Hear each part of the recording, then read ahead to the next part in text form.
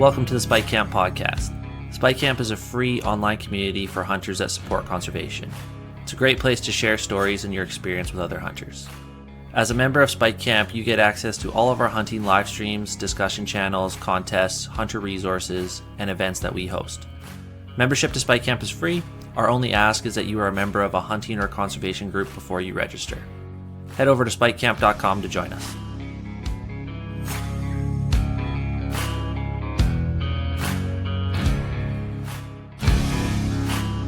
This episode of the Spike Camp podcast is brought to you in part by Spartan Precision Equipment. Spartan Precision produces rifle and optic support systems that weigh less and do more. Born from backcountry hunting, their lightweight bipods and tripods aim to help you master your marksmanship. Visit javelinbipod.com to see their available products and learn more. All right, sheep opener is just over a week away, and I'm sure many of you, like me, are busy packing gear, prepping food, and getting stoked. I'm not going to show you guys, but my basement is a freaking yard sale. I'm sitting in my food table to my right. My gear is all behind me on the floor, strung out, and it's just a mess. But that's, like we said, that's the excitement of getting ready for sheep season. So this is the last live stream before sheep opener. Probably won't get back to the live streams until probably around the 15th of August, but we're going to pick up where we left off when we get back. And if you've missed any of the shows, all of our content for the last couple of weeks has all been sheep related. All of those are now podcasts and YouTube episodes. So download them to your phone so you can listen to them when you're driving up or caught in a rain day if you're in the tent. So there's lots of good content. The Wild Sheep Society of BC has also been doing a really cool series of podcasts along the same lines for sheep hunters. So my hot tip is to download those two. There's a lot of content out there to kill time when you're on the road or in your tent. So if you are obsessed with sheep, like our guest tonight, then this episode's gonna add to that stoke level. When I talked to Dylan a couple weeks ago about jumping on the show, he made a comment to me that hunting for him is all about sheep. It's just all about sheep hunting, and I thought that was that would be the theme and title for this show. So, Dylan Forsyth, buddy, welcome to the show. Thanks for having me. It's you were talking about your previous episodes, and I love that stuff. I may not have been able to sit in on all of them, but definitely have listened to them all already. That's great stuff. I just love hearing people talk stories and just the general chat about it. I'm always looking for somebody to have a good conversation with, hear their stories, and so. Yeah, and then that's when you kind of wrangled me and said, well, if you want to hear them, you better tell them a little bit. So yeah, exactly. And that's the thing, right? Is there's so many quiet folks that don't do a lot of social media, but are obsessive hunters, not just sheep hunting, but all walks of hunting. And there's stories behind every one. And we've had some pretty good guests in that vein in the last few weeks. Ronnie Dirksen, we had him on with Kevin Willis on the Sheep Camp series, and it was fantastic. Wealth of knowledge and experience on those guys. Those guys that everybody should just be looking up to those guys, just hoping that you can get that many years of experience on doing this stuff. Exactly. And the cool part of it is too, once you break the seal with guys like that, and they're comfortable, there's a lot of knowledge and a lot to offer. And those guys have been fantastic. Willie's been a big mentor of ours for a long time and a very good friend. And Ronnie's become a really good buddy. And for us here at Spike Camp, it's endless. I think you and I chatted about this, about the caliber of people that we have on the platform and the level of hunters that are on the experience side, and not only on the experience side, but the new hunters, and blending everybody together. It's just awesome to see the chats and all the discussion on it. So, but anyway, really cool platform to see. I'm glad you guys have done this. This is it's a really nice change up to the standard social media. Some place where people can go in and ask a question without getting absolutely ripped and somebody trying to make some silly comment just to make that guy feel bad. That's I've kind of gotten away from social media too much lately just because of that. It's I like to use it for positive things, a lot of information sharing with with local club and things like that. But Mhm. yeah, the social media thing itself, it's turned so taken such an ugly turn in so many ways. It's just really too bad more people don't use it for a positive experience. Like, it can be a very constructive thing, and something I try to instill in my kids that it should be for learning, for positivity, and it hopefully something changes, because Yeah. there's a lot of negativity that goes on there, and that's the nice thing about Spike Camp, is that it doesn't have that. So Yeah. And it's a challenge, right? To manage a large community of people, you have to have kind of a constant message to them that that's what we're about. So people might get tired of hearing me say this on the live streams, but let's keep it positive, keep helping each other, and we'll all be good. And that's what it's all about. So anyway, just as a let's. note, I'm seeing Don Lanham speaking about mule deer. Don't worry, that Oh yeah. my heart and soul also has a little bit of mule deer. I grew up in southern Alberta, archery hunting mule deer. That was kind of my passion for the longest time. So I feel I came to the mountains, and I've been schooled by big bucks. I got spoiled over there. Those Mhm. grain-fed easy ones, getting a true mountain buck, that's another level. That's pretty difficult.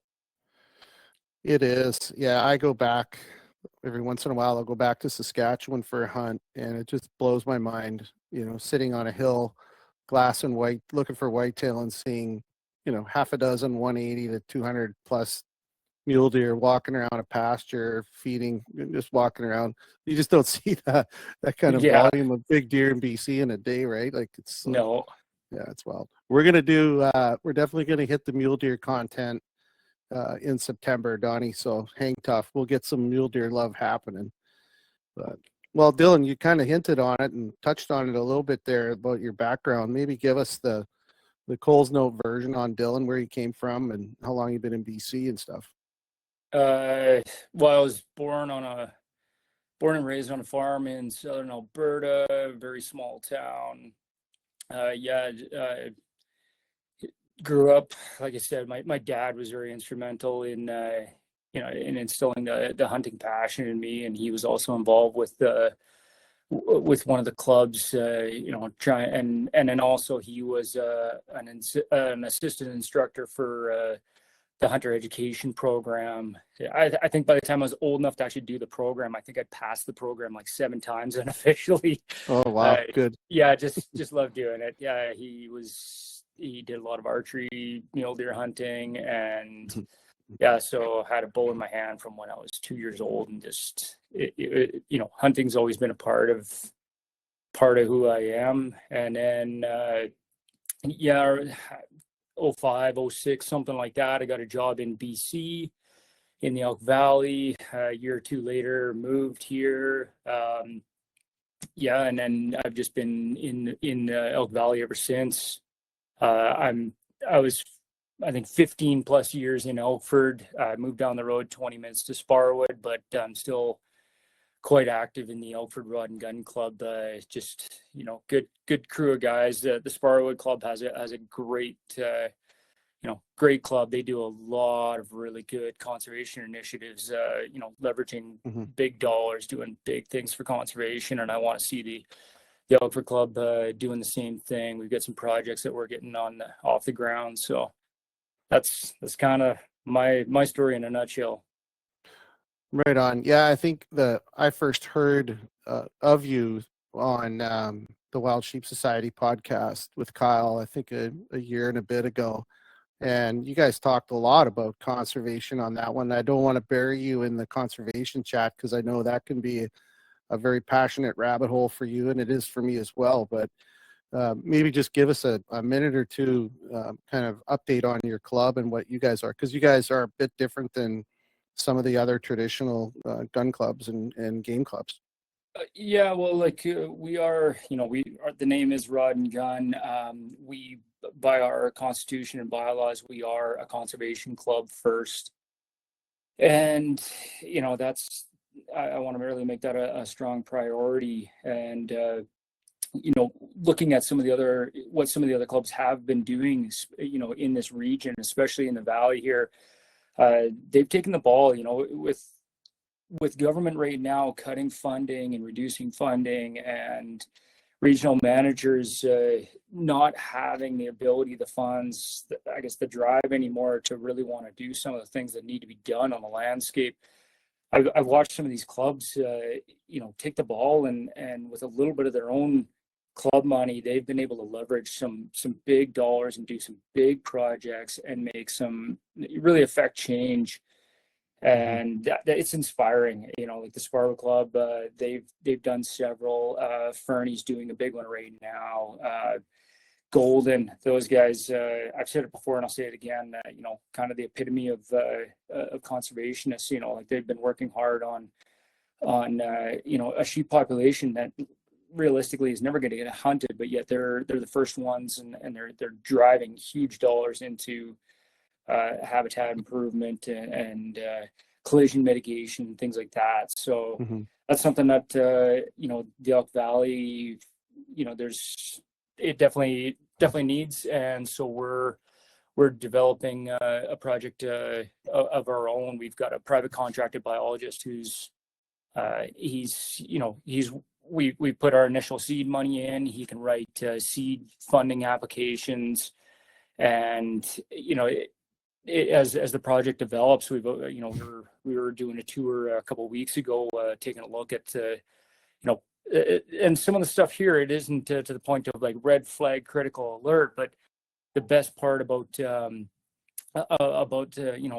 a project like what we're envisioning is that we don't need to let it get to the catastrophic kind of point. We're going to be looking to do some core wintering range maintenance work and preventative stuff that's gonna be good bang for the buck to keep it from getting to a catastrophic kind of situation before anybody reacts. So there's a ton of money out there. Unfortunately, like I said, with the way government seems to be cutting instead of actually putting money into our lands, resources, wildlife, unfortunately, I think it is going to be the nonprofits that are going to have to take the ball and run with it for a while. If you want to see something done in your area, it might be up to clubs and their executive to really lead the charge. And that's what we're hoping to do. Like I said, I've seen it work with some of the other local clubs, and we're looking to do the same thing. It's too bad that it has to be that way, but I think right now that's going to be a model that's going to have to work. And if anybody does have questions on how that looks, I'm still fairly new to it, but feel free to reach out to me if you've got a club that that you want to kind of see go this direction, and you have more questions. Do not hesitate. Reach out. I'll do the best I can, and I can put you in touch with people too that have a lot more experience than I do. Just it's for being a small club like we are, it's pretty impressive already what it's looking like we're going to be developing, and like what some of the other clubs have done. Projects to the tune of over $1 million. 5-year like $1 million projects, major work on the landscape. And if government's not going to do it, and we want it, we might have to be the ones that affect this change. Yeah, I mean, it's great stuff when you think about it. It's easy to throw money around as a donator to all the different groups, but at the same time, when you do that, there's an expectation that those groups are going to have the bandwidth to do all of that work. And when you look at what you guys are doing, and case in point, I mean, look at how fantastic a job the Wild Sheep Society of BC's done here in BC, especially on the conservation front and the reach they now have for all their different projects. And if we can take this sort of a grassroots approach with all these other organizations that are out there already collectively as groups, and combine that those efforts with what the different conservation groups like Wild Sheep Society BC and Goat Alliance are doing, it's just strength in numbers, and more work gets done, more important work gets done, more money gets raised, and projects get done. I think it's great. Yeah. Well, and then as a note, these large projects always have an element of collaboration. The clubs helping clubs. Like we've donated to a few of these different projects. Making sure we're doing a yearly commitment on funds. Not only it looks good for funding applications through like HCTF and Fish and Wildlife Compensation Program and all those different funding options, but yeah, that collaboration effort is really critical. And the Sheep Society, they're doing everything they can to try and put dollars back in this region.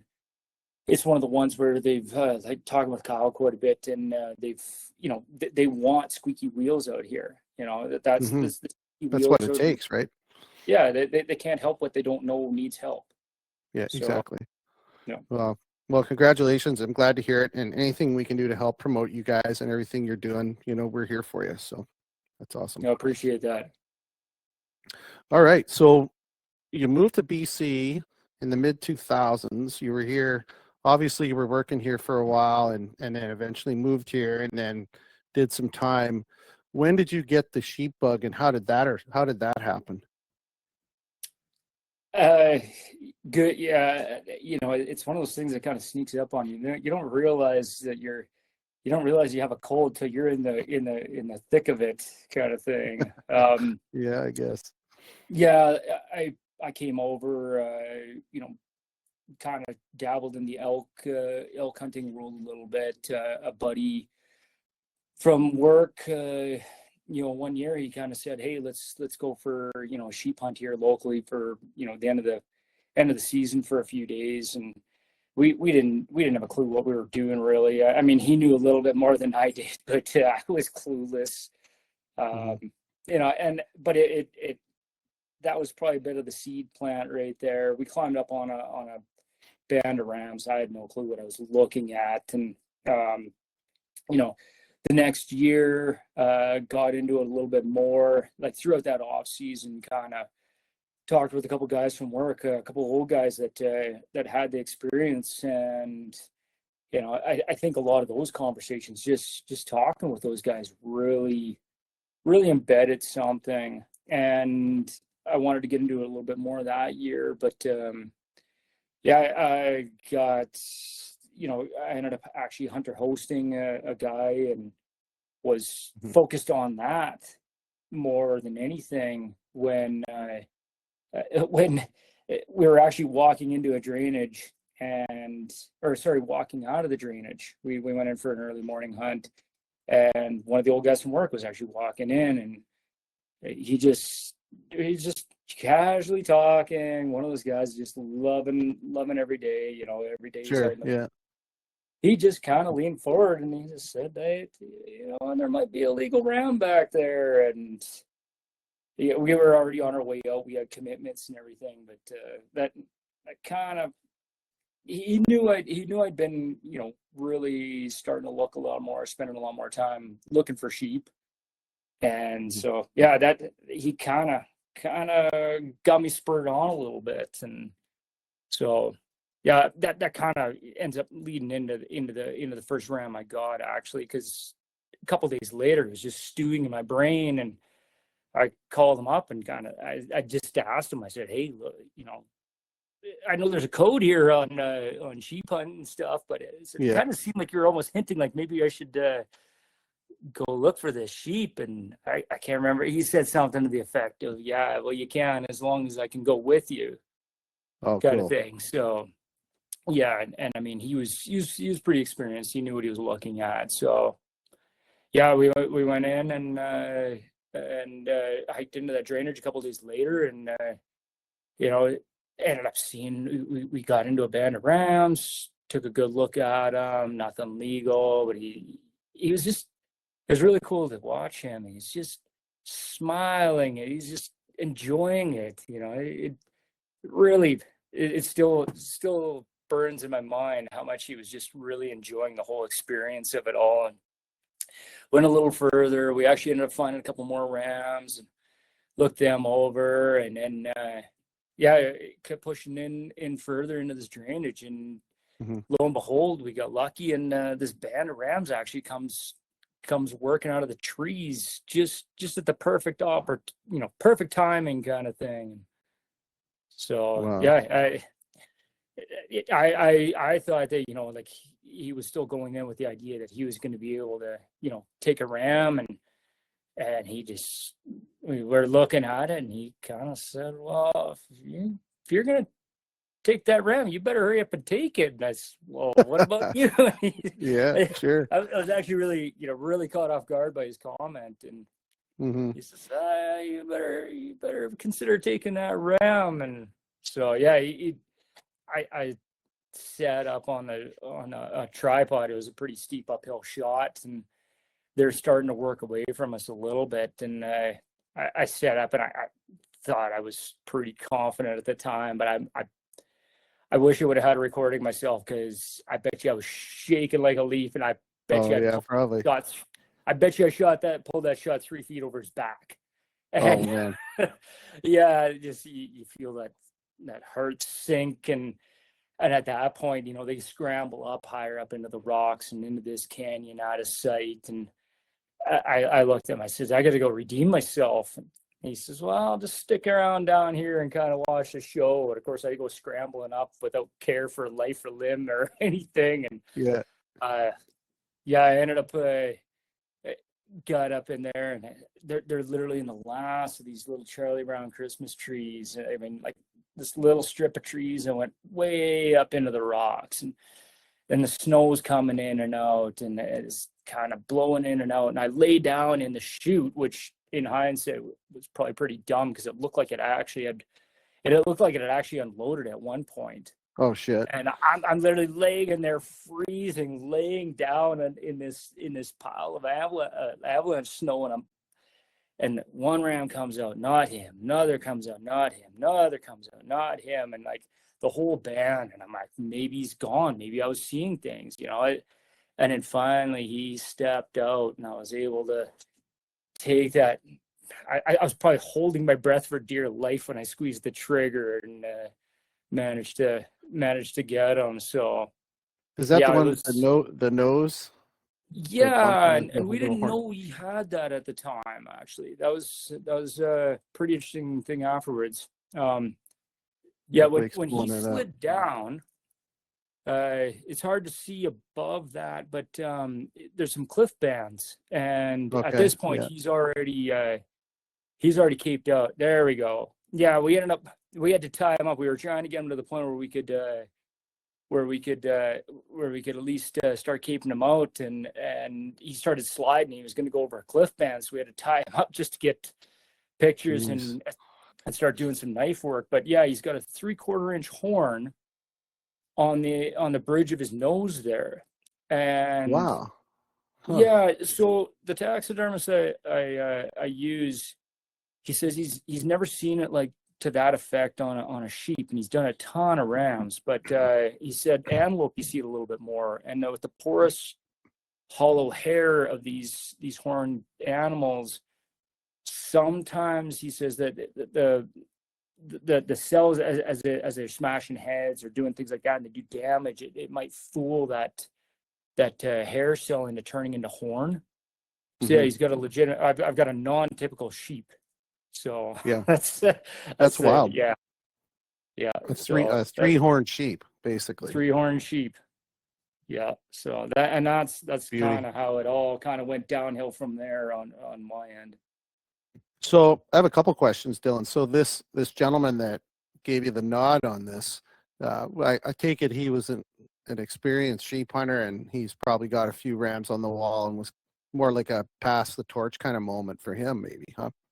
Yeah, and I didn't fully realize it at the time. But yeah, and I worked with the guy to some degree, and yeah, it was, I think he'd been, I guess, watching me. I don't know what he saw in me at the time, kind of thing. But yeah, it felt like it was a bit of a pass the torch, especially the more I look back on it. Mm-hmm. You know, yeah, he's got 4 bighorns. You know, he's been north thin horn sheep hunting, and so yeah, you know, it was a nice ram, but he, you know, after the fact, he said, no, he says, I've got one night. He says, I was just looking for something a little bit bigger, you know, but it really instilled the idea that it doesn't matter who pulled the trigger, because he was just smiling, just Sure. loving life, enjoying the experience. And that's always stuck with me.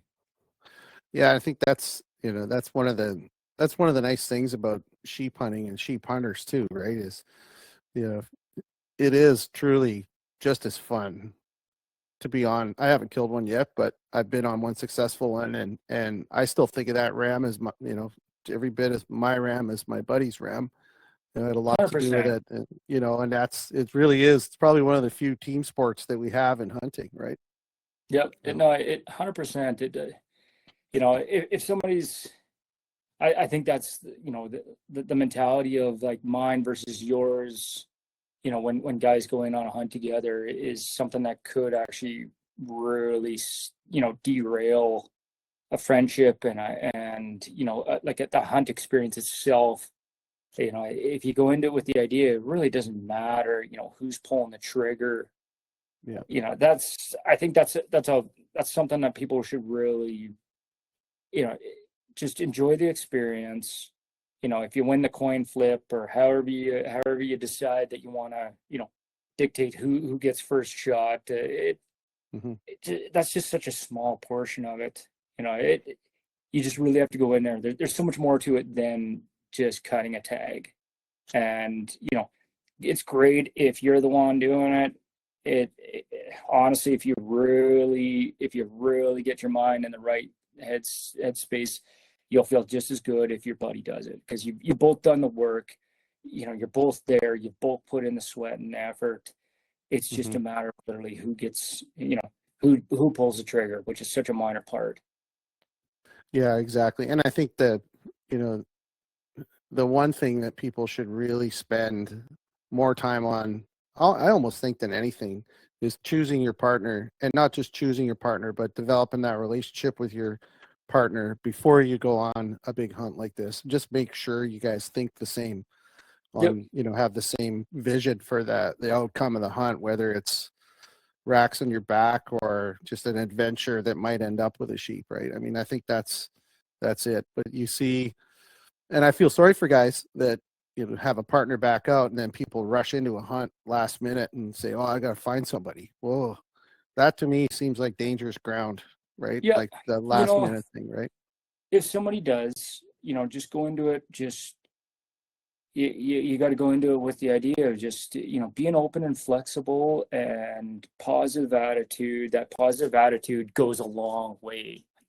Oh And you'll yeah. find, even like if you'll hit to a point where, you know, you get that little bit down. If they've got that positive attitude, they pick you up. And then when they get down a little bit, but yeah, just you gotta keep that positive attitude, and remember, you're out there to enjoy the whole experience. You know, e- even when you're getting rained on, you know, even when you're Yeah, freezing cold, when you're not finding anything, you're still doing something that very few people ever get to experience. And that's something I hope everybody takes away from when they're up there in these remote places, is how special that is. exactly. And I think too, you know, as residents of Western Canada, whether it's BC or Alberta, we tend to kind of take it for granted, this opportunity. But if you think about anyone else that lives outside of those two provinces, and I guess talk about the Yukon and Northwest Territories, Alaska, but as BC and Alberta residents, you know, we make a significant investment. We talk about that with the gear and the flights and all of that, but we're not writing six-figure checks to go like some of our friends are south of the border. Yep. And, you know, it's not a bad thing every once in a while to remind yourself of that when you're sitting in your tent on day 6 and it's raining or you haven't seen a ram. Because, boy, there's people that commit a lot more than we are, right? Yep.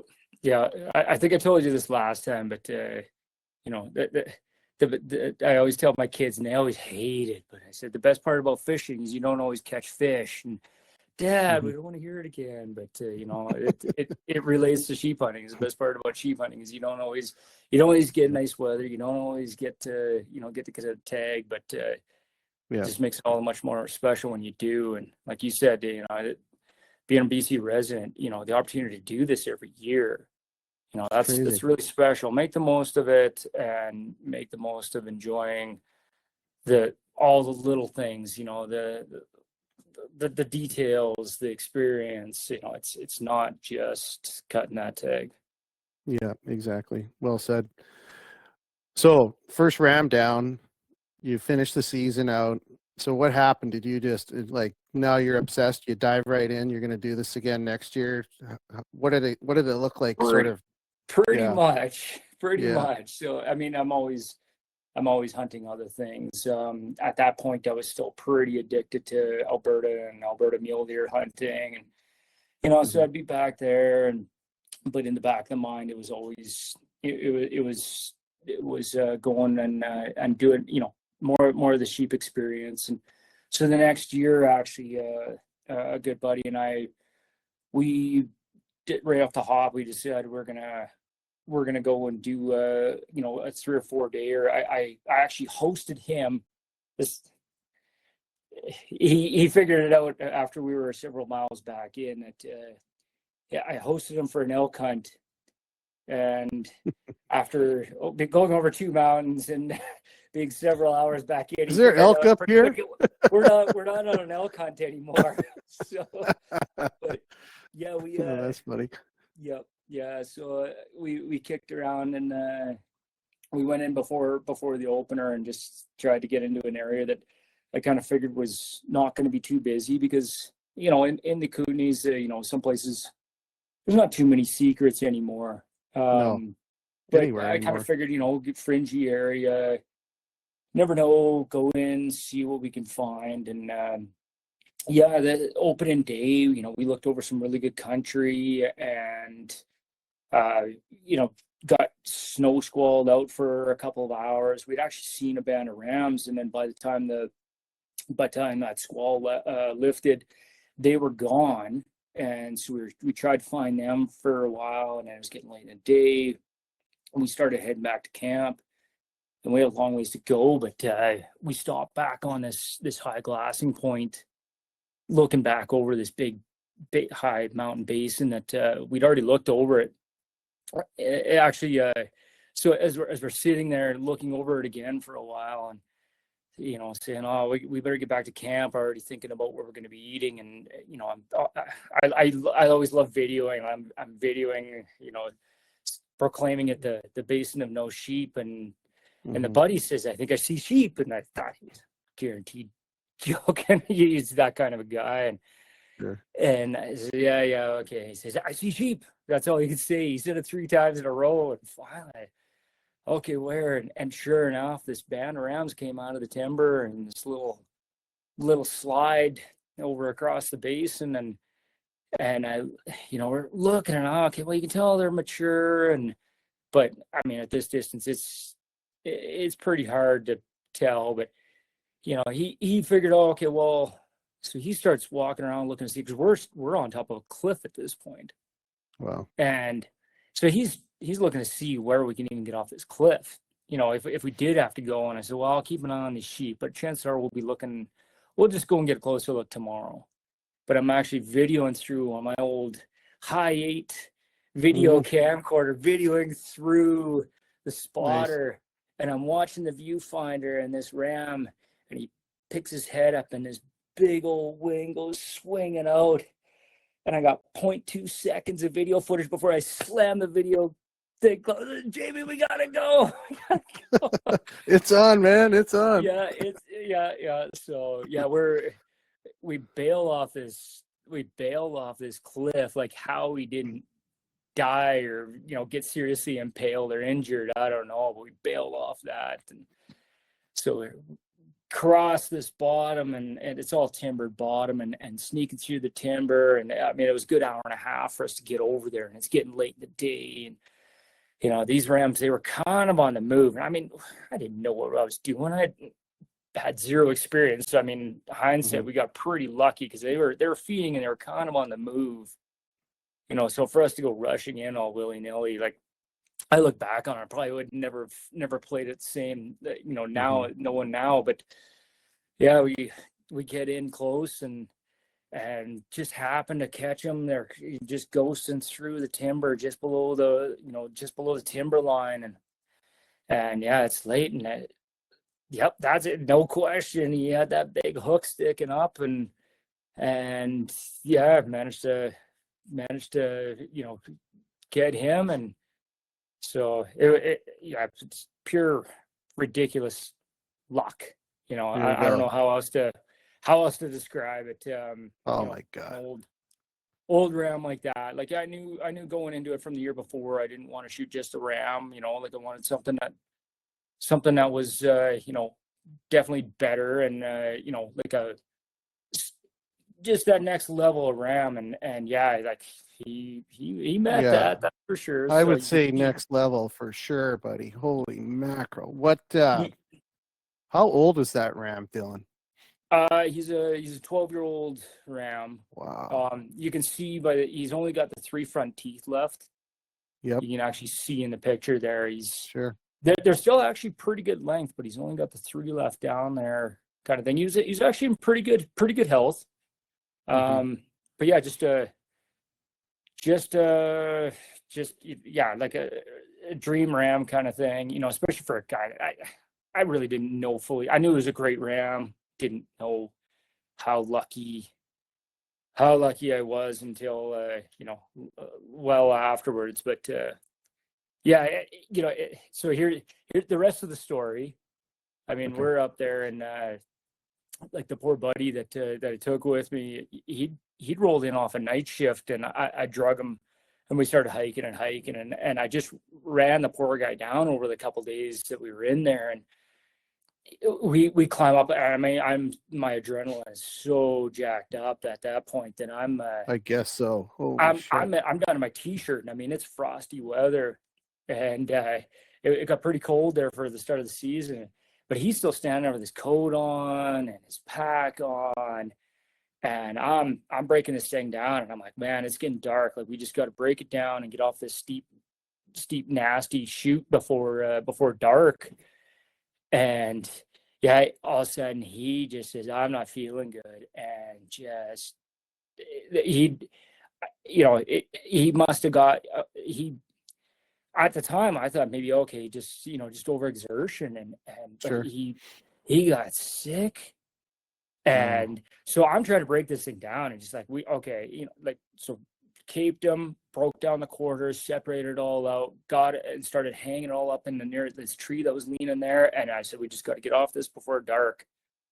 And ended up we pinballed our way back to camp till like 2:30 in the morning, kind of thing. With hindsight, we should have just went down, started a fire, and just stayed there. But we didn't know. I was wearing cotton camo and boots that gave me blisters.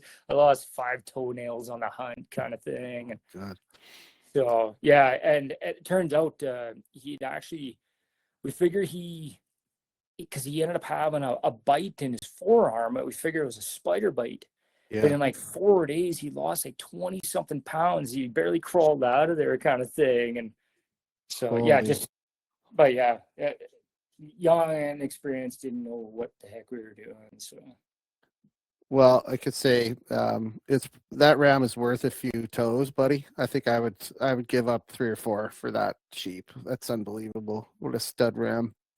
Just well done. Pure, like just the luck of, right place, right time. It's not, like I said, it's not normally a place where sheep kind of roll through very often, and just had some, for whatever reason, had a little bit of luck that day. Well, that's awesome. Take the luck when you can get it, right? Exactly. So that was 2012, I think you said, right? 11 or yeah, Did, 11 was did the I first text you one. on that? Yeah, like Yeah, I think so. yeah, Yeah, that sounds about right. I'm I just looking looked at the my notes here. timestamps on Yeah, the pictures. yeah. I think it was 12. So I took your text and I'm going in sort of chronological order of the Rams. Um, so I think there was a bit of a time period between the Bighorn and that's when you got into stone sheep hunting, right? Like at this point, you had not gone north for stones, correct? No, yeah, so 2016, I Mm-hmm. think was my first trip, and like, what an eye opener. You know, I can't say enough that the guy that took me north, you know, he'd already done a few northern sheep hunts. Like, you know, to take a snot-nosed rookie like me up to a place like that, and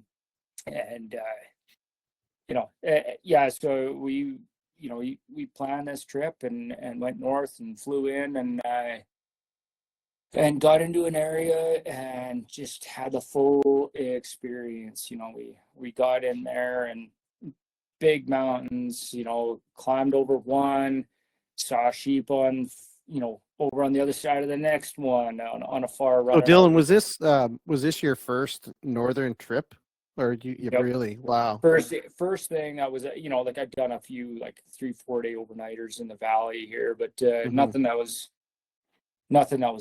this big and grand, you know, to go up there. It was quite an experience, and to go with somebody that has done it before and knows the little tricks, and you know, there's so many little things you pick up from, like, you know, if you're hiking and you got the sun at your back, you know, he'd tie his socks to his backpack and keep them drying out as we were going. We didn't get a whole lot of sun that trip, but you know, just little things like that. You know, you look at, oh, okay, but we don't really need that, and you know, he said, yeah, you might want to bring this, and Mm-hmm. yeah, so that. So was your gear dramatically different between, like you said, you were doing 3 and 4 day hunts, and you Yeah. were pretty new at the backcountry hunting, like kit and gear and stuff when you did those even. But did you have a major gear upgrade going into the sheep hunt, or how'd that look? Somewhat. Yeah, Mm-hmm. like there was certain things I just didn't really have. Um, you know, like a jet boil, you know, things Mm-hmm. like that. Rain gear of any sort of quality. Um, yeah, just going through the list. You know, kind of at the time it was pretty limited resources, not like what it is now on a gear list. You know, you Mm-hmm. Google that now and you've got 1,000 options, 1,000 spreadsheets, and Yeah. any different scenario, and you get your choice of a million things. And I didn't have a big budget to roll on either, so it was kind of a make do. Um, you know, kind of fill in the voids where I could, and you know, I don't remember what I weighed in at, but it was probably a little. Some things were probably a little too late, and some things were probably a little too heavy at the time. Sure. So, yeah, but Yeah, it's a journey, right? Getting that it is. backpacking kit down to, not just the weight. Like everybody gets hung up on weight, but what you as a hunter or sheep hunter need and what you actually use and what you'll carry. If you can get those things dialed, I mean, it's the same every year, but I'm always curious on those first hunts how gear looked for people, because I went through a big evolution with my gear and I feel pretty good about it now, but boy, those early years, Yep. there's a lot of stuff. One of the biggest things I've found is the clothing. Once you get it dialed in, and I mean, some people run hotter, some people run colder, but the clothing options. That was, you know, I look back at that and really realize, you know, where I've come from, you know, from then until now. You know, like a soft shell jacket, you know, insulating layers, stuff like that. I didn't really have a good understanding at that point, you know, compared to now. And I'll admit I'm not a gear nut. Um, you know, I try and get myself educated enough to know that I've got something that should be quite reliable, but I'm definitely not a gear nut now. But man, I wish I knew then what I know now in terms of some You of the bet. basics. Anyways, so yeah, clothing was really something that has changed quite a bit. Mm-hmm. You know, from then till now. So Yeah. this gentleman takes you on your first northern adventure sheep hunt.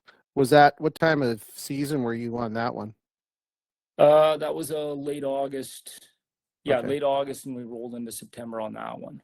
nice. So yeah. Okay, As a note, that was my one and only grizzly tag. okay. He had said, "Hey, we should put in," and so I actually got drawn for a grizzly tag. But when we went up there, priority number one was a stone sheep. Priority Mm-hmm. two was the other stone sheep, and priority Mm-hmm. three was that grizz tag because I took it for granted. Mm-hmm. And hindsight now, I would have thought a lot different. I mean, that day three, we rolled around this mountain. We'd seen this band of rams out on this toe, and like we get up just into the alpine kind of thing. We roll around this edge, and I plop down. I'm grabbing the binoculars, and I got my binoculars up in the glass, and he's grabbing his spotter. And we'd looked up in the alpine before, expecting to see maybe a chance of sheep. Nothing. He's bent over, grabbing his spotter and tripod, and this grizz comes out of the rocks, running at us hard. And all of a sudden, my back's to it, and Shit. he goes, "Bear, right there!" I turn around thinking like 250 yards. This thing's like 40 yards on a full charge, and he Fuck. just up with the gun. I think he shot from the hip. And at the same time, he's baying, baying at this bear. Well, that shot turned that bear, but I'm looking at it going, is it gone yet? So I can look at these sheep.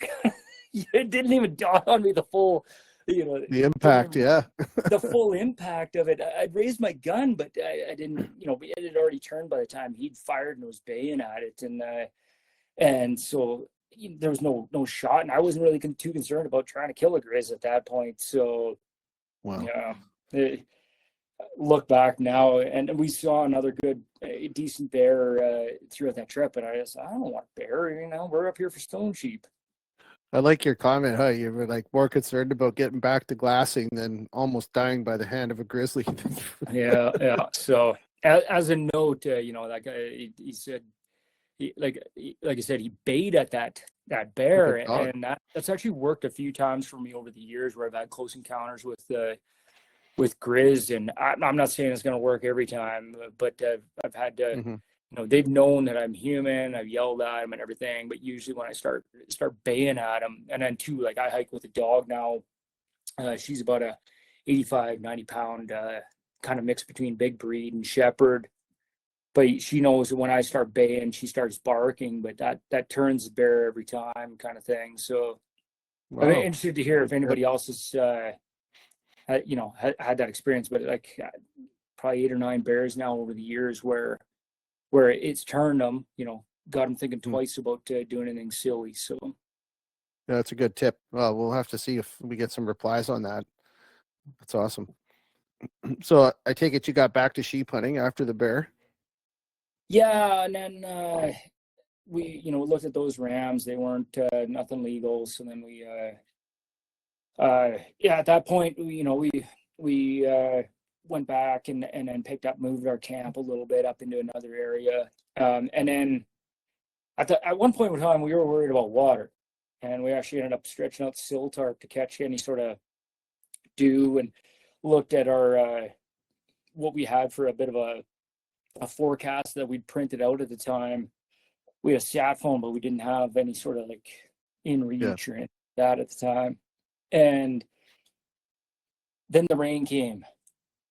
And then the rain came. And 40 something hours later into this little, I think it was a North Face 2-person tent, when you can't even sit up in, the condensation's building up so much that it's actually starting to fill the tub a little bit. One thing we thought, the guy said, if I ever bring anything ever again with a tent like this, he's like, I'm bringing a sponge.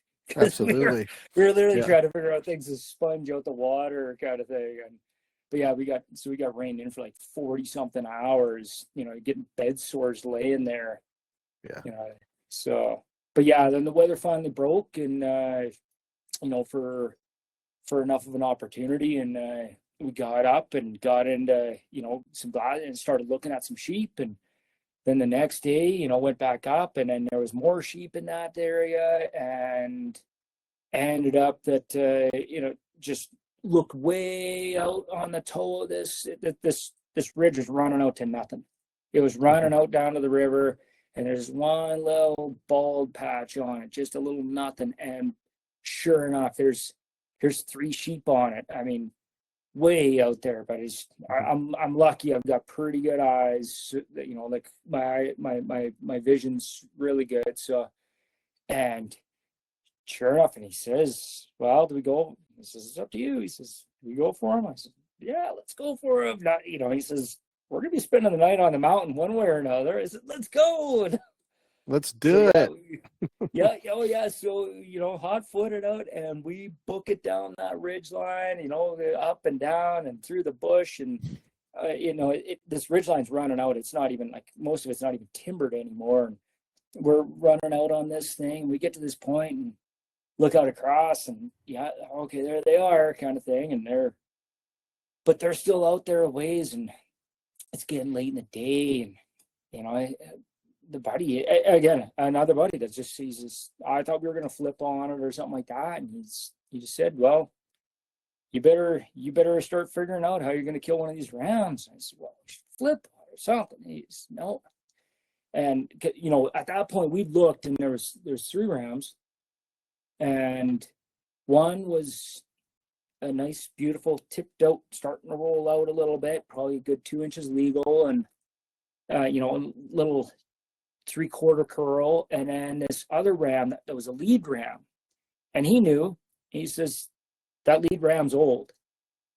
But he said, whichever ram you want. And I said, "Well, maybe we'll take both." And he knew how far back we were. He wasn't going to take a sec. But Yeah, so the wise old sheep hunter is like, just one's good. no, and like I said, whichever ram stands up first. And out of those legal ones, they were both dark caped rams. That 3/4 curl was a lighter caped ram, so it was easy to pick out between the two. And I mean, we'd actually taken the time, and we were able to actually age at the time. But I mean, I'll fully admit, I wasn't great, or really, age in 2016. It wasn't as big of a concern. It wasn't as big of a thing, as it was now. But you could kill them on age, or you could kill them on curl, and that was the reason why you were aging them, was more of that in my mind. But we knew that the tipped out ram was at least an 8-year-old ram, likely 9. We were pretty sure he was 9. We knew that old ram. We went to double digits and kept counting. Wow. And yeah, and so that young ram, the 9-year-old ram, he stood up, and I'd been laying there out prone, ready to go for half an hour. Been watching the side breezes. I'd shot a little bit more than I do now, and had was confident, and I shot, and he goes, "Miss." Oh. I said, "Where?" He says, "I don't know." And I'm reacquiring the target, and I said, "Oh, there's dark cape ram." And I looked, and I saw it was the double Burrum ram, and I know he's a good ram too, and pulled it and made that shot was true. I wish to this day I knew what happened on that first shot. I don't know, probably the sheep nerves, probably just sailed it or something. Yeah. First stone ram, pulling the trigger on it. I probably shanked it pretty good too. So, but yeah, so it ended up just a really cool, gnarly old double broomer, and yeah, the smile says it all. Like, I probably had stretch lines for weeks after that. It was, oh shit. Yeah. Let's just just looking at this ram. I mean, there's so many things about him that are cool. I mean, look at his face, his nose, how beat up he is, and the Roman nose. Yeah, awesome. It's funny. The buddies actually bugged me. That's about the ugliest ram out there. That's a pretty picture of a real ugly ram, actually. So, but I wouldn't take it any other way. No, for sure. It's pretty neat how that the brooming looks on that, the way it kind of split there.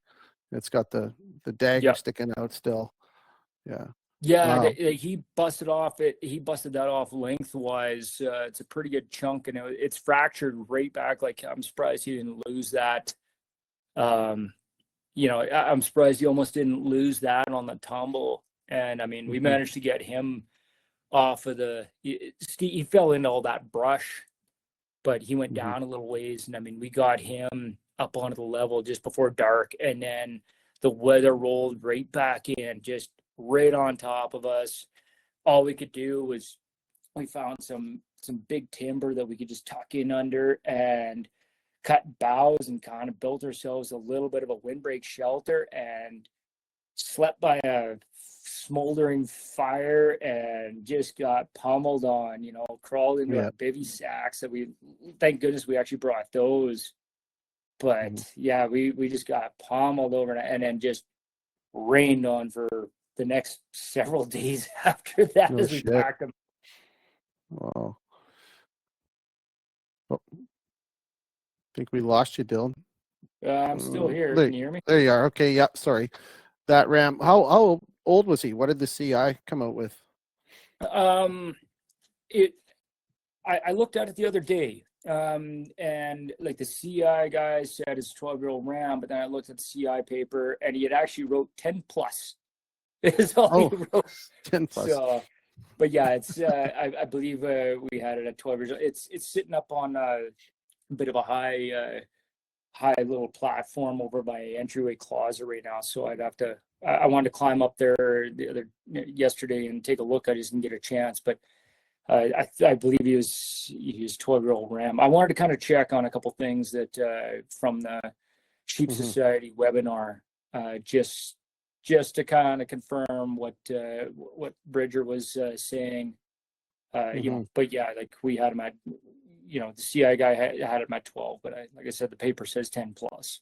Wow, it was a beautiful ram. Congratulations. He must have just been like, what a, you said to me when I first chatted with you, I don't know about skill, Chuck. It's more about luck, but I think you're doing everything right. You're grinding away. You're going to the right spots. You've had some great mentorship in those early days too, right? Like between the two guys helping you. Like, sounds like this stone sheep hunter partner of yours was pretty savvy on the hills.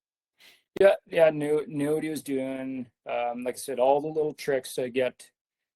A lot of those tricks are what actually gets you to where you need to be to end up, whether it's distance in or longevity on a hunt, to actually be able to get to a point where you get lucky enough to actually find a ram that you might have a chance to harvest. All those little tricks. A lot of guys, I think they just they run into the adversity, and if they don't have somebody to kind of maybe guide them through that a little bit, teach them the little tricks. It's a real easy way for a guy to convince himself that maybe the weather's too bad. Maybe we pack up and head down to our pickup point or our truck, and we'll go take a look somewhere else. And it's easy to talk themselves into giving up. Whereas if you've got some of that leadership and experience, that's what'll get a guy those extra miles, those extra days, and so that's important. So on that hunt, is there something that comes to mind to you as sort of an aha moment, or like, oh boy, I learned something big from this guy here? I mean, you talk about a lot of little things, but is there anything that just jumps out at you that was like a game changer or something like that? He said, "Get comfortable being uncomfortable." That's it's always kind of been in the back of my mind, like if you can find some sort of level of comfort in those those adverse conditions, that's what's going to get you through. Like we got rain late in the hunt. We were getting snowed on, like that wet, nasty stuff that sticks to you, fog, no visibility, like that sort of stuff. And just it just like you're on those death marches, packing out that heavy pack, and it's just awful feeling. But you get a chanting in the back of your mind, get comfortable being uncomfortable, and you find that spot in your brain where you're just, like there's actually satisfaction in that even. So yeah, Kevin Willis says this a lot. I've heard it a few times. He says, you've got all year after the sheep hunt to recover from this. So it's just a few days of uncomfort. Like, just get after it. And his famous other line is, it's only sweat. Exactly. It's true, right? Like, yep. If you just commit to whatever happens for that 10 or 12 days, you've got, 350 some odd days to be cozy at home or whatever else you're going to do. Right. So, yep. Yeah. Awesome. No, that's a great ram. Very cool. Very cool. So the next thing on the list in chronological order, I think, was a Cali. So tell us about that. That must have been a draw then, right? Different country, different part of the world. Yeah, that really cool stuff to, being a prairie boy, like hunting dry, coulee country kind of stuff, that it felt like a little bit of home kind of thing, to go back to that stuff other than the black widow spiders that we were actually finding. Getting bit. So yeah, that was really, really cool country, that interior stuff, just a whole different experience. Like that, one of the things that's really started to, set into me for the last few years is the idea of seeing new country, experiencing new things, and different, that the province is so big, to go and see new country and just like I did a couple years of trade school in Kamloops, got my first taste of seeing sheep down in that, hanging out in these sagebrush flats and rolling sage slopes, and really cool. And but with Callies, like the just a whole different horn shape, and I'd seen a lot of bighorns, Rocky Mountain bighorns, and they got the more classic, they drop down, and hook straight up, and I looked at a lot of them, and then you start getting into these Callies that are, they're down and low and saggy, and a lot of them don't even ever have the genetics to even hook up, and so that was a whole really, really cool thing, and to find a ram that actually fit the bill. And we found a ram that was actually he was the band leader and probably a 9 or 10-year-old ram. And one thing I noted on that, we saw, I'm going to say 30 to 40 rams, but none of them were there was only one that was really had good age. And just keeping a note, I think some of those areas, maybe those rams don't necessarily kind of hit that double-digit age as often. I don't know if their teeth wear out, that sandy, sagey soil or what it was, but we didn't see a ton of old rams in that. But the ram that led the band, he's burned in my mind, but he wasn't a legal ram, like a nice 9. I think he was 9, maybe 10, definitely a good ram. But then the one that I ended up getting, he was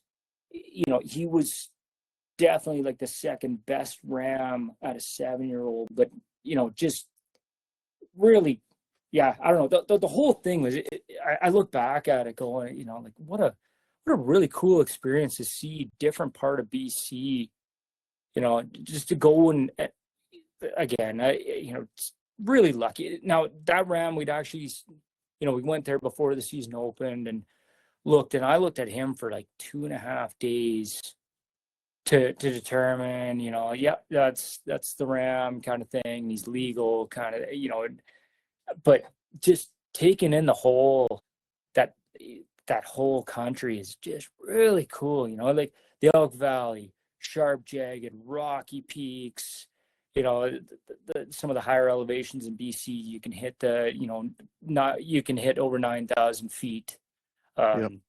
You know, you go north, you know, you got some thin horn country where it's just rolling stuff, and you get some that's nasty glacier country, and then you roll down into, you know, some of the Cali country, and it's deserty. It's you know, as close to a desert sheep hunt that a poor BC resident can get. So Exactly. really, Yeah. really cool stuff. You know, I love seeing it all and doing it in different ways and figuring out different ways to hunt it. And that year that the smoke rolled in, and we had a couple of days where we were fighting smoke and visibility was awful. Well, that was Elephant Hill fire year, right? 2017. I can't remember. There was Yeah. huge fires all over there, like hundreds of thousands of acres were Yeah, on that fire. was the one. Yeah. Yeah, but so really cool stuff. So Okay. So so this is a draw you put in for it. Had you been applying for this draw for a few years already then? Is this one of the regular ones you just apply for? just something, you know, that I looked in, you know, just trying to figure out, you know, places to go hunt, kind of. So really, really Mhm. cool stuff, you know, and I didn't, like I said, I was still really fresh on sheep at that point. I still consider myself like not really understanding, you know, what sheep hunting was like, you know, where to go and all that sort of stuff. So I don't Mhm. know. It was, yeah. Loved the whole experience, and you know, A very different atmosphere than what you're used to in both the north yeah, and the southeast, right? Like you said, it's a desert. We have some property there. I'm going to retire up there in that Kamloops area. You're right yep, in sheep country. So, and you know, it's like there's very little rainfall. The winters are, well, they're still pretty cold, but you know, not a lot of snow. It's an incredible area. Cactus everywhere. You're probably sitting on a cactus in this picture. yeah. Like I said, aside from the spiders, we also found many cactus, which I'm used to in southern Alberta, but Hmm. nice little refresher of always watch where you sit. Hmm. So yeah, yeah, no, it was loved it, you know, sucking dry, grassy air. You know, it actually really brought me back to the bow hunting days on, you know, in southern Alberta. You know, something I really look back fondly on, you know, that whole experience. It's just amazing. Like you said, our province, you've got every piece of terrain you could think of, right? It's unbelievable. Yep. So, Yeah, so exactly. was this, if you're obviously this is a completely different environment. What were the challenges on the Cali hunt that would make that one unique? Packing enough water. Water. Yeah, oh, water, 100%. Like, you better know your water sources. We got really lucky and found a spring in one of the big draws.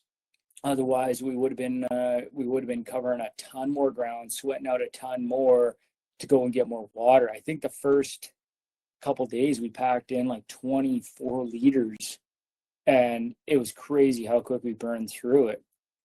You know, and yeah, like I said, if it wasn't for that spring, we would have been in and out and in and out, and Yeah. so So you were yeah. deep as far as that country goes. You were pretty deep from the truck. Pretty deep, but not even that. Like, when it's that hot and smoky and dry, and you're Oh trying to yeah. cover country and up and down through, like even though it's not rocky, you know, like ridiculously rocky, it's steep, and you burn a ton of fluids, ton of energy. So So I have an interesting question. I don't think I've ever talked to anybody that's shot all the species in BC, but so far, have you found a difference in flavor of the meat at all between those different sheep? all in all, I'd say thin horns are probably the best. Okay. That Cali was phenomenal. Most of my bighorns have been really, really good. Mhm. One was awful. It Was was it a really it was a ruddy and old? later season ram that it was like I ended up I would soak the meat in milk Oh wow. and and spice and season and then ended up doing some sausage and stuff like that. I don't want to say awful, it was strong though. Yeah. Something that's kind of, and I do honestly think that some of it is individual from animal to animal. Yeah. Some of it is time of year. Mhm. And I think in a lot of cases, in terms of meat flavor, a lot of people, I think when somebody says, "Oh yeah, like this animal was really gamey," and meat care right from the time you pull the trigger to the time it is processed, packaged, and then even how you cook and present it, it's all critical. And I've learned so much about that in the last few years. Especially having a couple of teenage girls, and Oh yeah. really making sure that I present it to them in the best scenario that I can, in terms of a palatable meal, and they love it. My daughter's, mid-November whitetail from last year, something that arguably a lot of people would say, oh, okay, well, that's gonna be a gamier, animal, Mhm. and that's our staple. Like we don't generally buy beef, or it's Sure. wild game on a nightly basis. And that meat care is something I've just really been honing in on the last few years, really trying to make sure, keep it clean, keep it cool, keep it dry, like that. I talked to a butcher that said, if you can get that animal cooling as quickly as possible and within 12 hours, get that core temperature down to, that refrigerator temperature, and keep it dry, keep that bacteria off it, keep it clean, keep it away from the guts. Like I really enjoy the gutless method. I can do that faster than I can gutting out a deer and then taking it home and hanging it. Mhm. It just that meat care is something I've really tried to make sure I'm focusing on. That's become a one of the highest priorities for me, of just really trying to learn how to do that effectively and efficiently. The best things I can do. I'm just enjoying it more and more the more I get into it, the more I want to keep on learning more about it. Well, and that's the real reward, right? Like that's what's gonna, Exactly. remind Especially you of too, the whole year. when you can serve something like that to a non-hunter, you know, if they walk into my house and they see mounts on the wall and they get that preconceived notion, but then Mhm. I can pull a roast off the smoker, feed them, breakfast sausages and stuff like that, and then afterwards say like that was, they truly enjoy the meal and say like, okay, well, the experience honestly is number one. That meat that I bring back is a primary thing, and then like the trophy on the wall is the memory served, so that we don't forget to that Exactly. appreciation for it. Exactly. No, and I'm kind of in the same boat. I've been eating game meat my entire life. And when my kids were young, I had 6 days a year max to go hunting. My wife gave me that, and it was always back to Saskatchewan for whitetail before they changed the draws. And for me, that was a trip for me. And it was a trip to hang out with my cousins and buddies and have Yeah, some fun. But I mean, I wasn't hunting horns. I was hunting the first, legal buck that looked healthy, yeah. and then it was all about the meat. So I feel you when you say that, Dylan, because it's just so important. And yeah, I was just curious on that, on the different flavors, to see if you noticed something different there. So you got a lot of sheep, dude, already. Like you've got some beautiful rams already, and there's still, I've got three more that we're going to try and get through. We have, yeah, we got a little over half an hour yet, so I think we can buzz through. I don't want to rush it. If by chance this gets too quick and we're running short, we're gonna have to do a second show because there's enough sheep here to really unpack it. But 2018 stone sheep is on the menu again for your hunts. So another northern trip. Tell us about that one. Okay, yeah, I'll try not to go too crazy into dramatics, but another just big, epic, full northern experience. Went in lots of miles. Had good weather. It was cool. I think some nights it got down to like -10, -15 kind of thing. At that point, I'd actually switched over and was running a teepee tent with a stove. Okay. So that nice little pros and cons. Obviously, you get some condensation, but as long as you can actually have somebody to stoke that fire, and that first 10 minutes, you get it stoked up in the morning, and you wake up and the tent is warm. What a game changer on getting you out of the tent and getting you motivated. I'm a slow to wind up kind of a guy, and when you can actually fire up the stove, and the boots are dry, the socks are dry, hanging on the center pole, and just that what a motivation. And George McGee doesn't know a thing that he's talking about. We'll call him I thought you saw that. we'll call him the apprentice. So we'll you better be careful. I'll tell some real bad stories about him. We gotta love the chirping on the live streams, because you're gonna have buddies come on and chirp you. Kids nowadays, you start hanging around with some of these kids that are like a decade and a half younger than you, and nothing but full of Anyways, but no, a big epic hunt. Again, learned a lot. Ended up finding a ram that really just a really nice representative ram. I wanted something that had a bit of that tipped out look, had some age to it, nice mature ram. I wasn't looking to set any records, and just had a phenomenal experience on the stalk. We'd spotted this ram a few days earlier, went after a different one. The buddy got a ram, and then went back to this ram on a different mountain, a few days later. It's getting late in the hunt.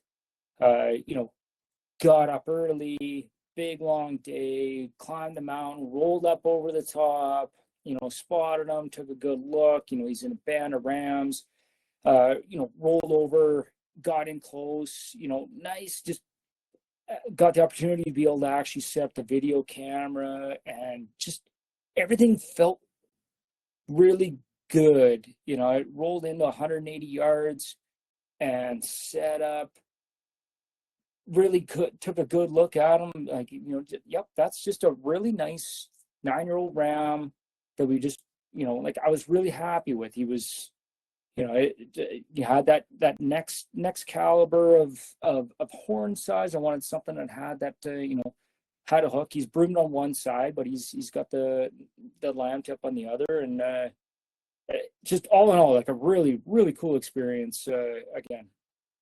Yeah, Blake's pulling it up. Oh yeah, he's a big ram. And so he aged out at 9, you said? Yeah, that's a 9-year-old. Yeah, it's a beautiful sheep. He's got dark cape too, hey? Yeah, really nice dark cape. Okay, as a note for everybody, I used zip ties to close his mouth, because where I shot him, I thought he was gonna, he was just in some brush and tall stuff, and somehow he still managed to pinball and roll down through all of that down into a chute. I'm a big proponent of trying to get nice field photos. So worst comes to worst, use what you can, make a presentable picture. Like I said, his mouth is zip tied closed on the other side, because he took a pretty good little spill. but I do think that as hunters we have to present ourselves to the non-hunting public in the best way we can. So Yeah, no, I appreciate that. I mean, if you hadn't have said that, you might wonder why the mouth was perfectly closed, but it is a nice picture, and I think just commenting on all the pictures so far, very clean, like you said, respectful. That's what we have to do. Yeah, no, like I said, as non-hunters, we have to, 90% of the world is non-hunters, 5%'s anti-hunters, 5% is hunters, or, plus or minus. But that 90% is, is a crowd that we have to be presentable to, or else, if that mass voting group turns against us, we're in trouble. Yeah, exactly. Well said. Yeah, it's a beautiful ram. He carries his weight really nice, very unique. Yeah, congratulations again, man. This is like sheeptopia here. It's crazy. So I appreciate it. All right. So that was 2018. 2020, you're back to bighorn hunting again, back in your neck of the woods, I'm presuming. Yeah. So as a note to 2020, I feel bad. I drug 3 buddies up into a fringy sheep area that was so fringy we didn't see a sheep. That happens. Yeah, we went north. We did a northern trip, and it was good. I thought it was a good idea. I still have a little bit of hope for that area, but it turned out as a blessing in disguise because and I packed around in sheep country down here, not really expecting to ever find anything that was going to surpass the one bighorn I had, kind of thing. So I was packing my bow all the time, and yeah, so I later in the season, and packing my bow around, just doing my thing, and of course I always have my gun too, just in case. But packing my bow around, and we the dog and I did a hike on a ridge the one day, got up and did this big, and I mean we got up into snow that like the dog could barely move.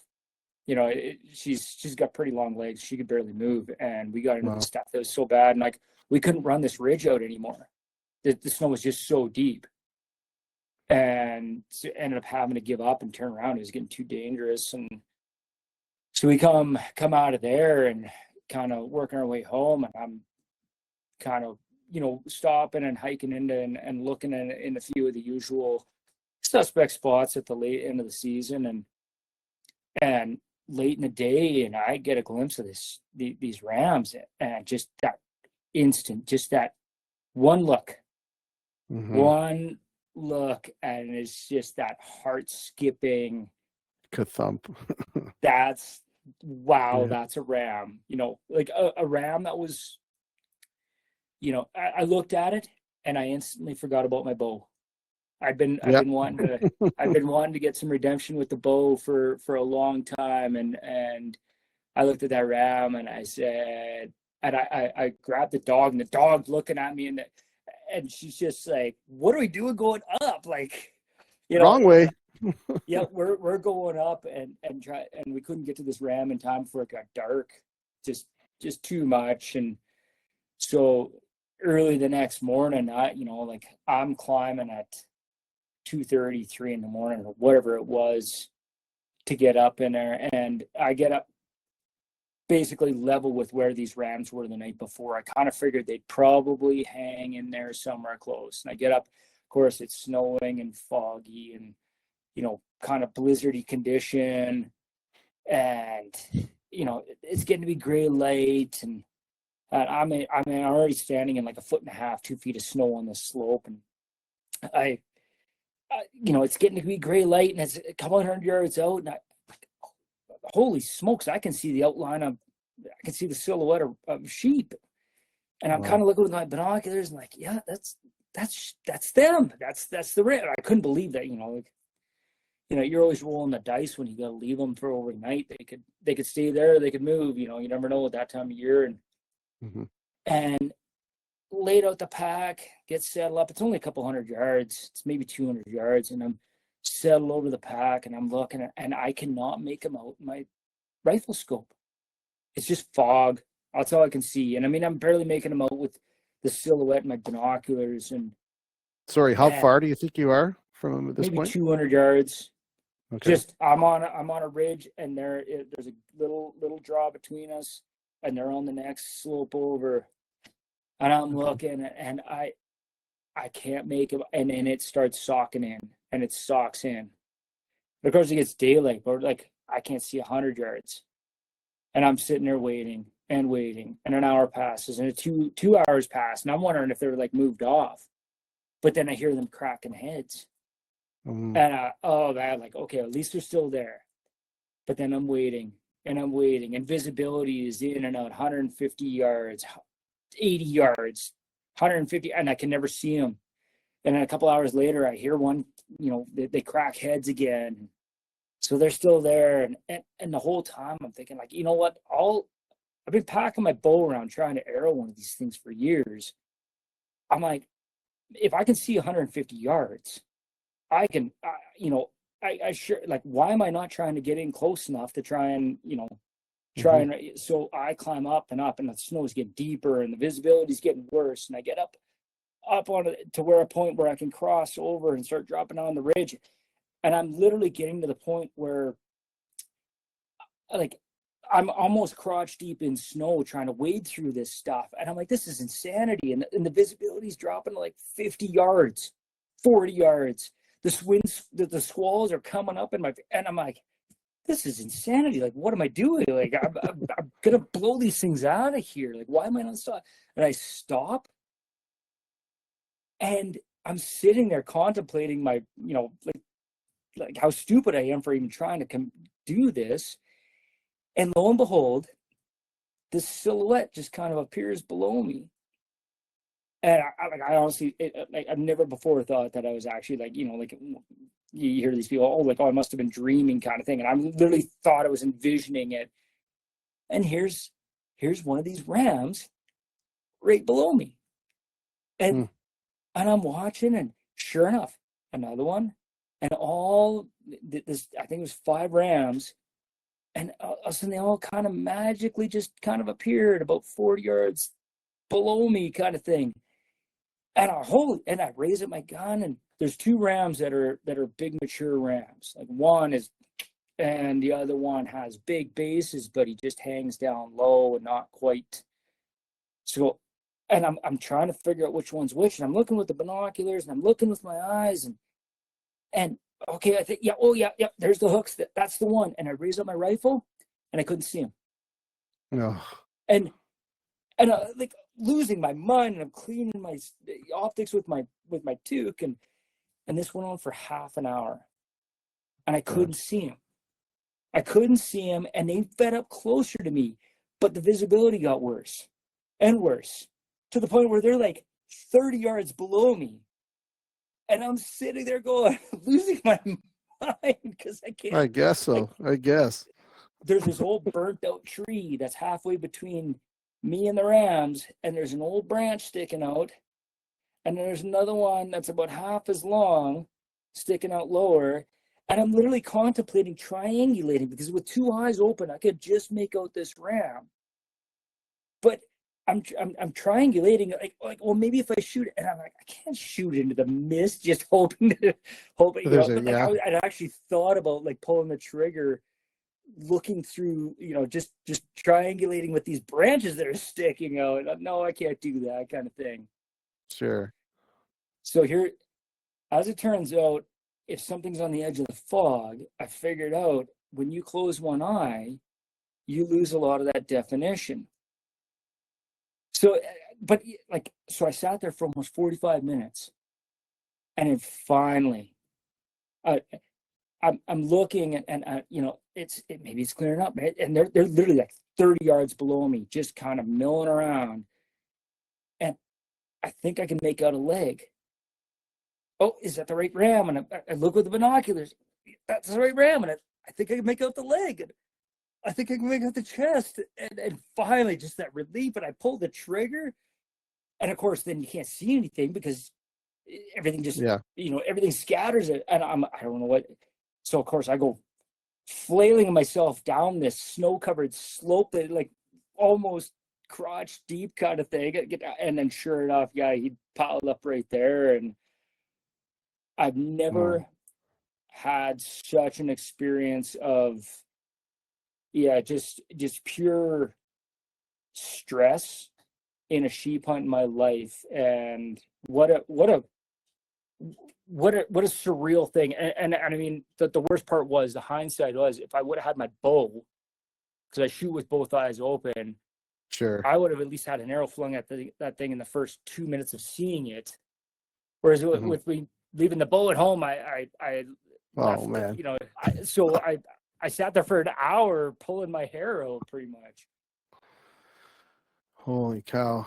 Yeah, that is a stud. That is an absolute stud. Blake, can you click it back to the field pick there?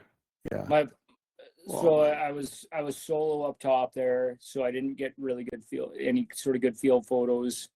So this is after he's caped out, like to the neck. It just pictures down in the valley bottom. But yeah, up top, like that other one where he's laying in the snow, like that's just that's the sort of stuff he was laying in. I had to like pull him up out of the snowdrift to kind of get enough visibility to do that. And well, that's commitment, man. Congratulations. That thing is an absolute monster. Beautiful sheep. Just again, like like there's so many guys that are out there that I'm a family guy. I got 3 kids. I don't get that much time out there compared to a lot of the guys that actually do. And just the luck and fortune that I've had to be able to run into rams like this and have the opportunities, it's definitely fortunate.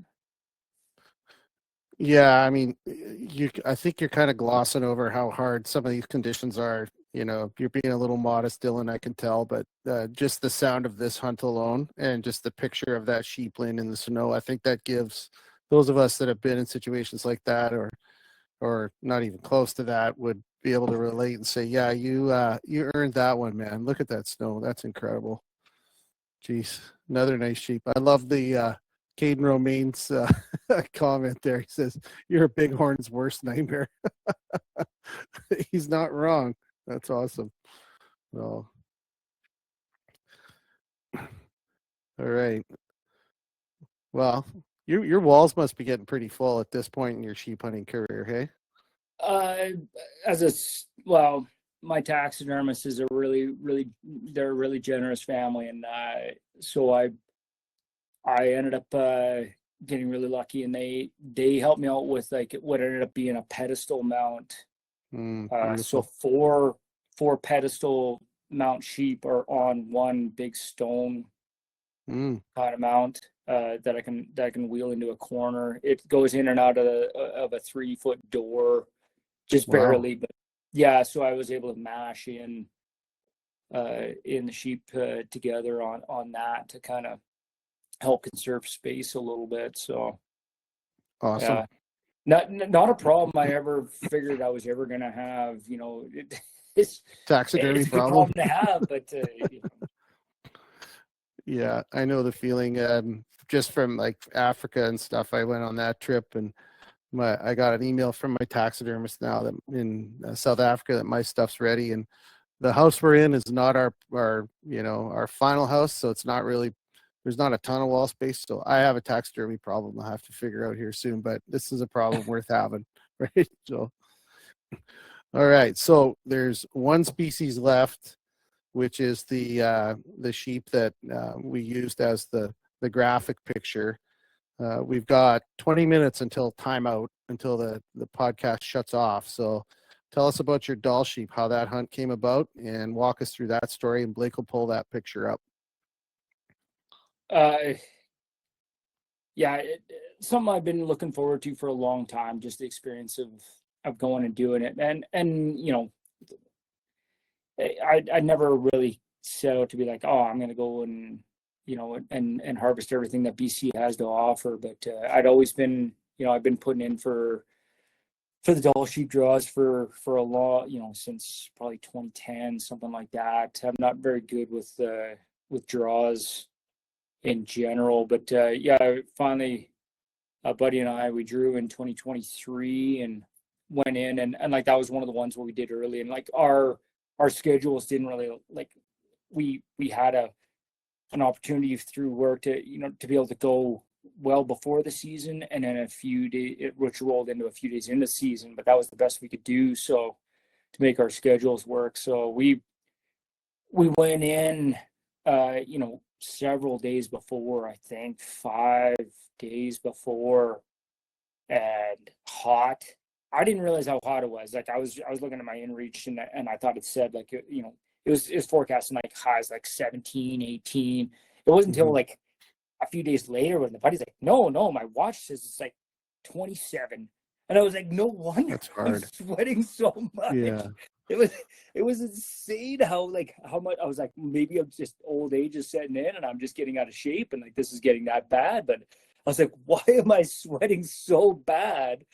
And yeah, he's like, yeah, no, it's like 27. It was roasting hot. But yeah, we went in quite early with the idea like, okay, well, our best, we're gonna have to try and find rams, early on, before the season, hopefully be sitting on something good, for the start, hopefully, ideally 2 in a band, but realistically not likely.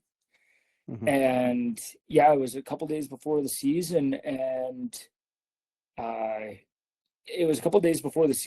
and we'd already kind of looked over this one kind of draw, but we knew that we'd seen there was a ram or two in there, on the way as we were working up that side of the slope, and all of a sudden the body's just like, oh, rams. Like we were on the move, we were going to drop down, cut through it, and then try and roll the corner kind of thing. He's just like, rams, and down, and instantly just eyes popped, like, holy smokes. Like one of those ones that skips, the heart skips the beat kind of thing. And yeah, so we watched this ram and we backed out to make sure we weren't pressuring. Like, this is a couple days before the season. This is what I'm saying. Like, sometimes going in early has its pros and it has its cons, because we sat there and watched that ram and tried to watch it without pushing it for a couple days, and like we couldn't find him the day before the season, but we didn't want to push him. Yeah, and you just don't want to blow them out. Yeah, and biting the nails, and holy smokes. Well, so then it came to the point of where we flipped the coin on who got the chance, and that's, like I said, honestly, I don't care who gets to shoot the ram. Usually we end up flipping a coin, and it's fair, and then everybody's, if somebody really wants a certain thing, say somebody wants a double broomer, we'll talk about it beforehand, and not a big deal. But this one we both kind of said, well, okay, well, let's flip a coin, and I never felt so much guilt for winning the flip kind of thing, because it's a ram of a lifetime we're looking at. I mean, it's no guarantee that we're even going to find them again, but. And so, yeah, we rolled into opening morning, got up. I mean, like, this is like August 1st, and like it's light out at 3:45 in the morning kind of thing. We're rolling, we're working into this, and he's not where we think he's going to be. Okay, well, we think he might have rolled the corner. We start pushing into that, and we find out it is cliffier and nastier and more awful than we think. And then we realize too, we're getting in there, it's a bedding area. Oh. So at that point we realized like maybe we're pushing him out of here. But I mean, we had good weather through that time till that opening morning, and we're getting rained on. So like it's getting slick, it's getting wet, and like I'm old and frail, and I look at a truck with a 2-inch lift and I think twice about getting out of it, because I'm gonna throw a hip out kind of thing. And slow, yes, George. But yeah, so I'm like, man, like we've got to back out of here. Like, this is getting dangerous. you know, and he's some sort of a monkey or something like that, the way he climbs in and out of the stuff. But so we backed out of there, and I mean, we'd already committed a bunch of our energy and effort that day, and we roll back around that we're going to go around a different part of this mountain complex. Just, you know, we gotta do something different. Maybe we'll come back and they'll be back the next day, kind of thing. Hopefully we didn't bump them. So we roll basins and we're getting out of that, you know, that's getting a whole different part of this mountain complex. And we pop up onto this cliffy area looking down into these glaciers and just really amazing country. And we're, and all of a sudden he's just like, there's rams below us. And I one look and I just like, oh, there's a really good ram in there. So George, there's your ram. And he's, and he's like, well, we should flip. I was like, no, we're not flipping for it. I said, you're going to, if you want it, it's here. So of course we go hightailing off. We had to do a big loop around. You can get down in to this drainage and work back up on them. So we go in and it dog legs left. And as we're rolling this corner and we come around and we're expecting these rams to be, sure enough, they're right there. They're 250 yards away. Yep, that's good ram. And he's humming and hawing. And I'm like, you're an idiot. George, you're an idiot. And I hope he's listening right now. And he's, yeah, no, maybe I should shoot that ram. I said, that's a pretty good ram, good looking ram. And so yeah, he sets up and he takes this ram. And of course, then like, we're happy. Like, you know, we mission accomplished. You know, we went in there, we got a ram. It was, you know, amazing. I was so happy. We went in there, we had the adversity, we couldn't find a ram. And then also, you know, like we found a ram, we couldn't find a ram. And then all of a sudden, like, hey, we got a ram down. We've only got a couple more days left before we have to get out of there for work commitments. And so we walk up to his ram and we're standing over it. And it's just one of those moments where you're just, everything's good. You know, life is good. And we're looking at the rest of the band of rams, and he hollers at him. There's one ram that's the next to the oldest one, and he says, take your band, you're the leader now. And he's hollering at him, and these rams standing around, they don't know what to do, you know. And I'm looking at them, and I look over this way. I said, well, there's a sheep over there. Well, what sheep is that? And I'm looking, I'm counting, and I'm like, well, that's the whole band. Well, what sheep is that? Well, there's the sheep standing about 300 yards away, off kind of on the other side of this, right below this glacier. And I'm looking at it, and what rams? And I look at with the binoculars, and all I got is a side profile, and I can just see that there's a bunch of mass sticking over his nose, and I'm literally standing over George's sheep, and George, I gotta shoot that ram. And he looks at me, he says, well, like, oh, well, like, how good is it? It's good enough I gotta shoot it right now. Is it give me a range? I don't have to think. Yeah, it says, give me a range. And all I saw was he's looking at the other band of rams. So all I get is this side profile, and I just see that there's a bunch of mass well over his nose. And I'm like, that's a good ram.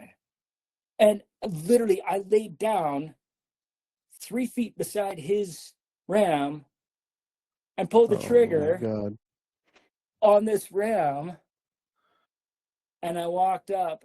I did not realize, but it was the ram that we were looking for from a few days before the season. And he'd rolled over the top of this mountain complex. And I guess as a note, so when George got his ram, there was another legal ram in the band, but he was a young, small ram. And he said, well, you know, he says he's always bugging me how old I am. He says, you're at your age. He says, you'll probably never hunt a Dall sheep again. He says, you could get your Dall.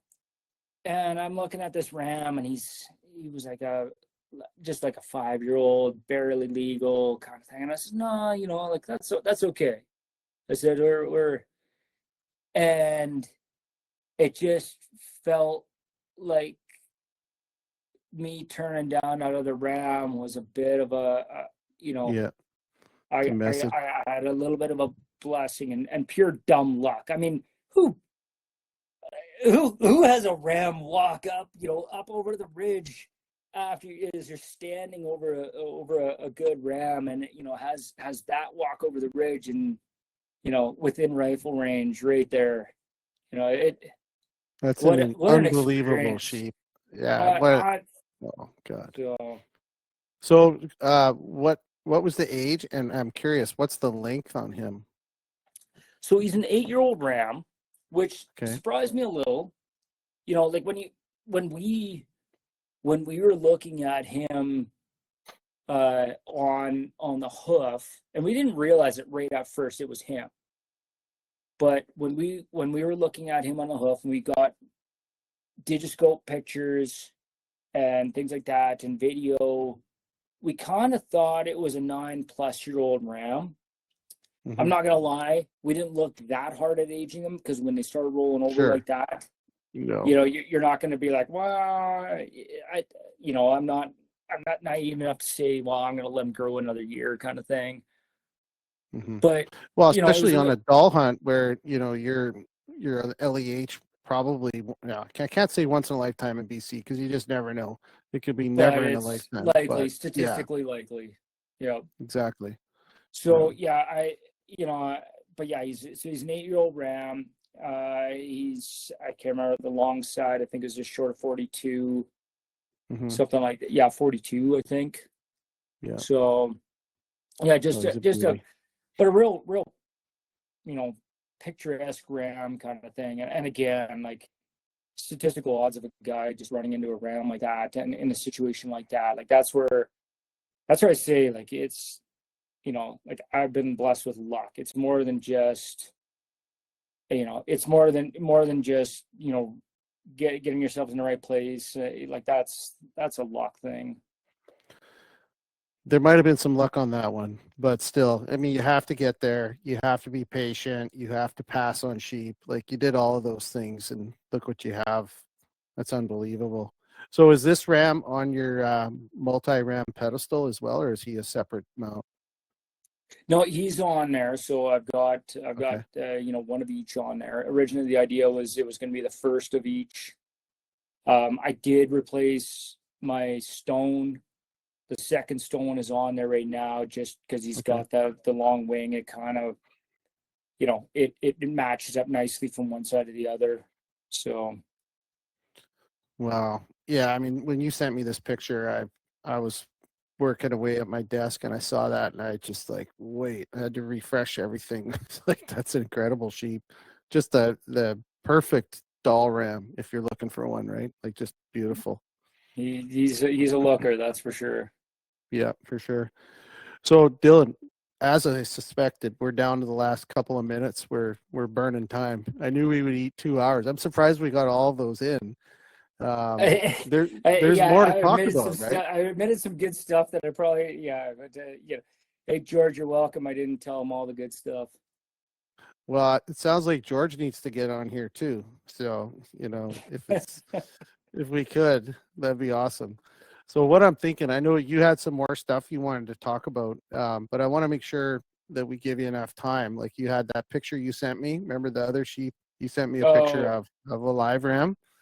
I don't know if is that a like a 10-minute story, or is that something quick?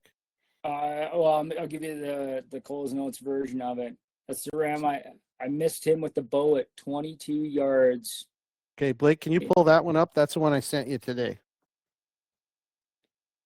This is the story you want. We got 6 minutes till we lock out. So Blake's going to pop it up if he heard me. So anyway, so you missed this sheep.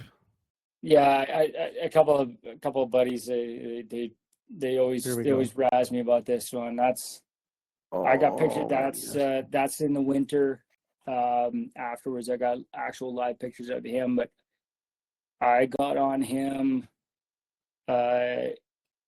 September 11th of 2014. It was 2014.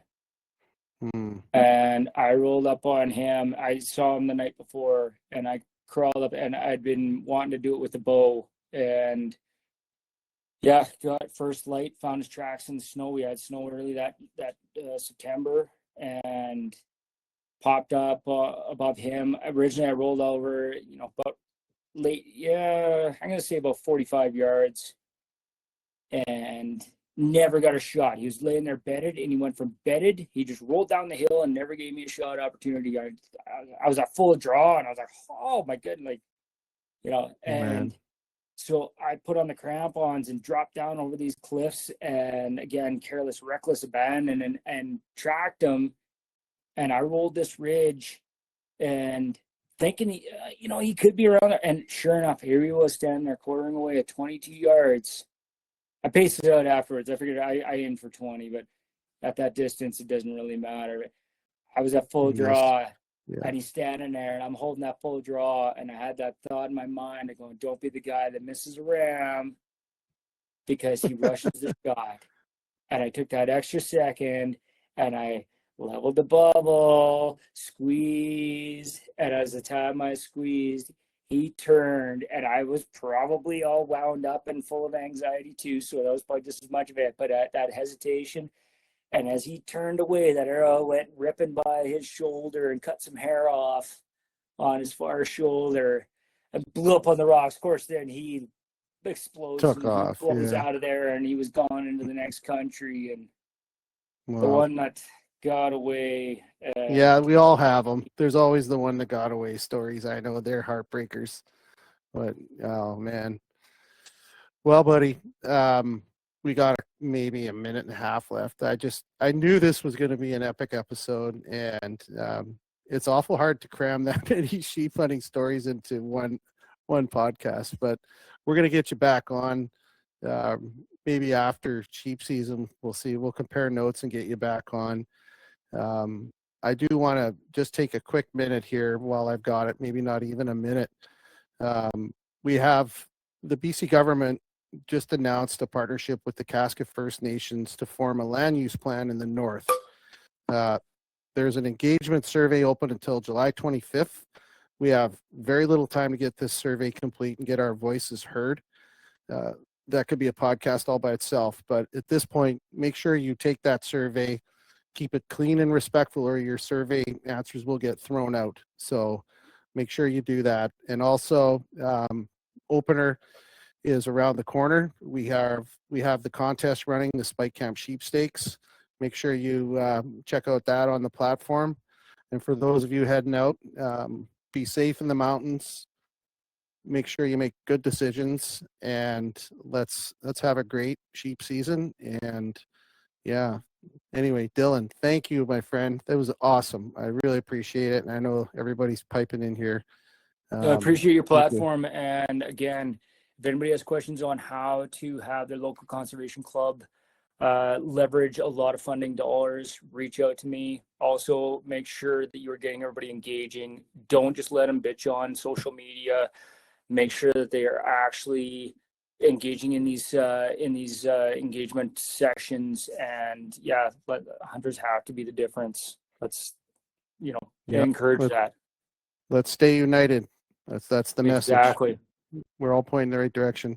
All right, man. Good luck in the season, Dylan. Thank you very much. Hey, post that picture of that mount on Spike Cap if you would. I'll try and see if I can do that for you. So okay, buddy. Thank you very much, man. We'll talk soon. Okay. You have a good night. Thank you, everyone. You too.